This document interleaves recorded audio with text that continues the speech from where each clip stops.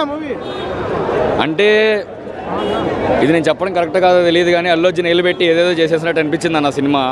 అల్లు అర్జున్ తనకు తాను చూసుకున్నాడు కానీ పర్ఫార్మెన్స్ వైజు సుకుమార్ స్క్రిప్ట్లో ఏలు పెట్టేసి సెకండ్ హాఫ్ ఎట్టు పడితే తీసుకెళ్ళిపోయాడు అల్లు అర్జున్.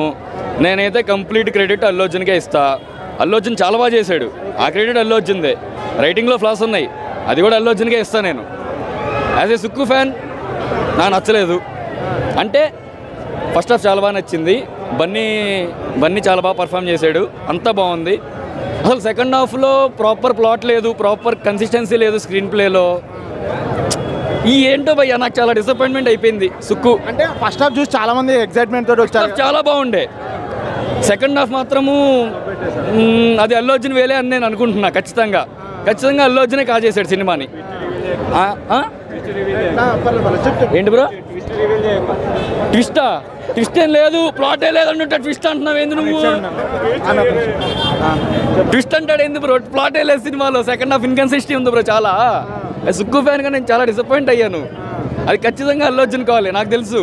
అవసరం లేదు, మళ్ళీ RC 17 కొడతాం మేము. RC 17తో సుకుమార్ కొడుతున్నాం అంతే. అంటే ఇప్పుడు ఎక్స్పెక్ట్ చేశారు కదా మూవీ పైన, ఆ ఎక్స్పెక్టేషన్స్ ఏమాత్రం రీచ్ అవ్వలేదా మూవీ? సుకుమార్ సాటిస్ఫై చేశాడన్న కొన్ని సీన్స్లో. చూసారా ఏమంటున్నాడో? అదే సినిమాల మ్యాటర్ కన్నా నేను ఎక్కువ చెప్తున్నానంట. అది బాయ్, థ్యాంక్ యూ.